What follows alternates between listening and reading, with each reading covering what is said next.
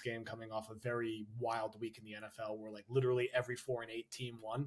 And there were just like surprise results all over the place. Connor, our first war room after a win in what feels like 17 months. How we doing? It's been a long time. It really has. And it's fun when these moments happen because some of the questions you could play out miracle scenarios or just more positive outlook and everything along the lines of that. So the Jets are technically alive, which brings up some interesting talking points today, man. So I am doing well. So let's start it with this. We got a lot of variations of this question. I'm going to pull it up now in the Discord, but effectively it's since Zach will most likely not be back next year, discuss backup quarterback replacements that are hitting the market.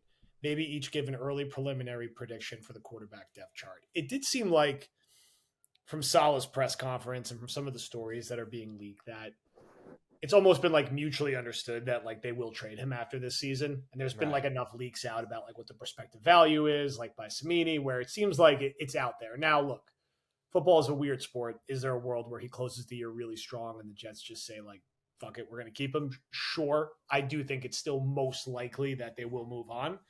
We've talked about this a little before, and I think both of us want to go extra safe on the quarterback depth chart. I think a lot of teams are going to do that coming out of this year. It's going to be one Yeah. of the bigger adjustments with how many backups are playing now. I would like to see them go get a guy who's started a lot in his career. That could be Tannehill, that can be Brissett. Those two guys like still kind of come to mind for me, and then still take a developmental player on day two. We don't think they're going to take a quarterback in the first round, regardless of where that pick lands, because it doesn't seem like it's going to be at number 2 now, although crazier things have happened. But, Rodgers, Tannehill, backup that you're excited about, who you took on day 3, who you can talk yourself into his upside. Sort of that like a better version of the Bryce Petty or James Morgan pick, but a guy that maybe actually like works out down the road. That I would feel good about. It does like as nice of a game as it was for Zach. It's going to take 3 or 4 more of those for it to even be a discussion if he's going to be in the picture. And I think they will go get someone who has like started a lot of games like relatively recently. Brissett and Tannehill like are the first 2 that come to mind. I'm sure I'm forgetting a couple others. Like what are some other veteran names you would watch? And then like who is that guy? I'm not in the draft enough. I'm just talking about hypothetical day 2, day 3 quarterback. But who is that actual guy worth taking to play behind, sit behind Rodgers, playing this offense, all that good stuff? Right. I think going out and getting a number 2 is going to be high on the priority list. It's always, I mean, what more did you need to see this year, right? As fun as it is, and as exciting as it is, that Zach played really well against Houston.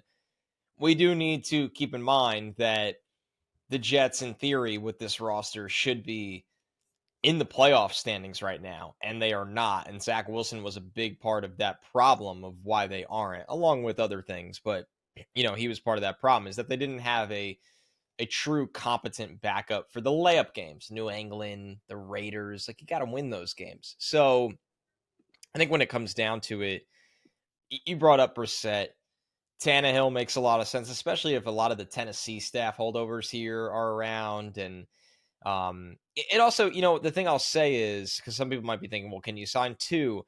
Backups usually, not all of them, but a lot of them, they want to go somewhere where they're the number 2 and they'll probably have a shot to play at some point. It's tough to convince a guy with the money making it work too, that like, hey, come here and be a number 3. So I'm with you that it would be a developmental kind of pick. And you go through the exercise. I'm telling people right now, a lot of quarterbacks are going to go in the first round of this draft. I mean, It's going to be Caleb Williams and Drake May are going in the top 5.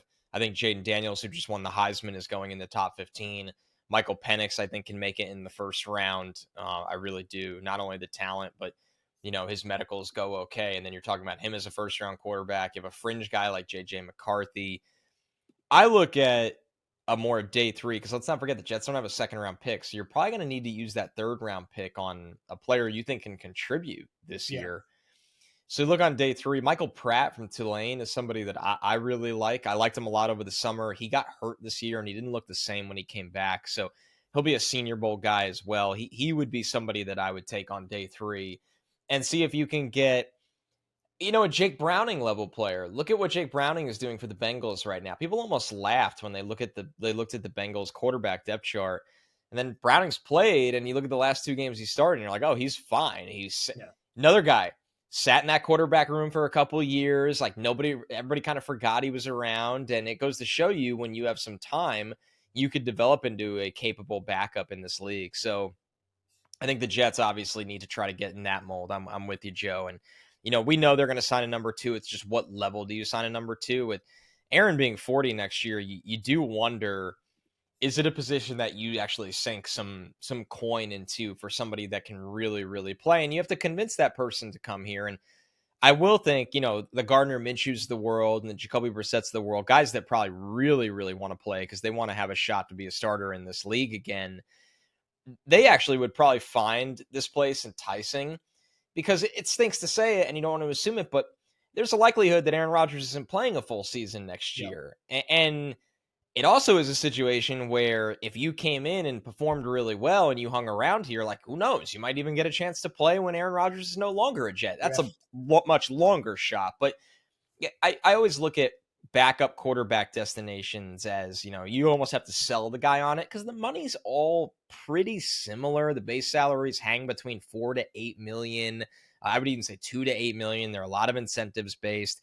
But yeah, I mean, that's where the Jets need to be next year. And, you hope Zach plays really well down the stretch, not only for the Jets season, not only for him and the other young Jet players in the Jets roster, but if Zach Wilson plays really, really well to close out the season, he might be able to get you a 4th-round pick in return. Yep. Honestly, the way quarterbacks are looked at in this league, it wouldn't shock me if you can get his stock up to that. And in a draft, you don't have a 2nd-round pick, a 4th-round pick, an extra 4th makes a big difference. Yeah, you just need one staff who gets excited by what they saw down